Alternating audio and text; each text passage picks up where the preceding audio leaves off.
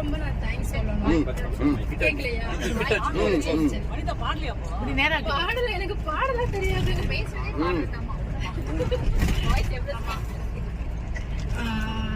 சரி அண்ணனுக்கு ரொம்ப ரொம்ப நன்றி. ஆமா, நான் இந்த இதுக்கு வர்றதுக்கு நான் நிறைய ஃப்ரெண்ட்ஸுங்கள், ஆக்சுவலா நானும் என் ஃப்ரெண்டு தனியா வரதா தான் பிளான் பண்ணியிருந்தோம். ஃப்ரெண்டு ஆல்ரெடி வந்துருக்குறா. சரி எப்படிதான் என்னை கூட்டிட்டு போடி, நிறைய கோயிலுக்கெல்லாம் போயிட்டு வந்திருக்கேன். நான் காசி போறதுன்றதுன்னு வந்து எனக்கு என்ன சொல்றது, அது பெரிய பெரிய ஒரு கனவு. ஒவ்வொரு நாளும் நான் உட்காந்துக்கிட்டு சும்மா அம்மா அப்பாட்ட பேசுற மாதிரி நான் கடவுள்கிட்ட பேசிட்டு இருப்பேன். இப்போ எப்படியாச்சும் என்னை கூட்டிட்டு போங்க இந்த கும்பமேளால. இனி இதுக்கு இந்த கும்பமேளா விட்டு இதுக்கப்புறம் நான் பார்க்க போறது பார்க்க போறது கிடையாது. இனி எந்த ஜென்ரேஷனும் தெரியாது.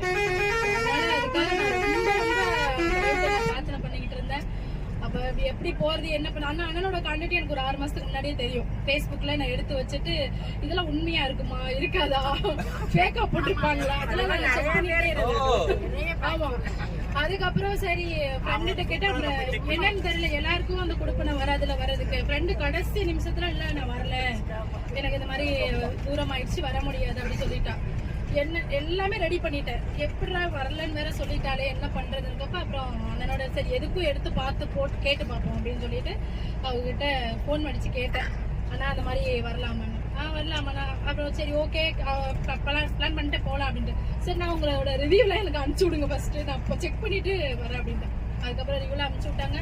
அதை பார்த்ததுமே மனசுக்கு உடனே சரி போகலாம். அது ஒரு 1-2 வீடியோ பார்த்ததுக்கு அப்புறமே நிறைய பெரியவங்களோட ரிவ்யூலாம் பார்த்தேன். ரொம்ப நல்லா இருந்துச்சு. சரி ஓகே நம்ம கண்டிப்பா போலாம் அப்படின்னு சொல்லிட்டு. ஆமா, வந்த இடத்துலயுமே எனக்கு நான் என்னோட வயசுக்கு மீறின ஒரு பிளஸ்ஸிங்லாம் நான் இங்க வந்து பார்த்தேன் கடவுளோட இதுல. அதெல்லாம் ரொம்ப ரொம்ப நன்றி சொல்லணும். ஆசைப்பட்ட எல்லாமே இந்த சரவணன் டிராவல்ஸ் மூலியமா நான் நிறைவேற்றிக்கிட்டேன். கடவுளோட பிளஸ்ஸிங் எனக்கு மனப்பூர்வமா கிடைச்சது.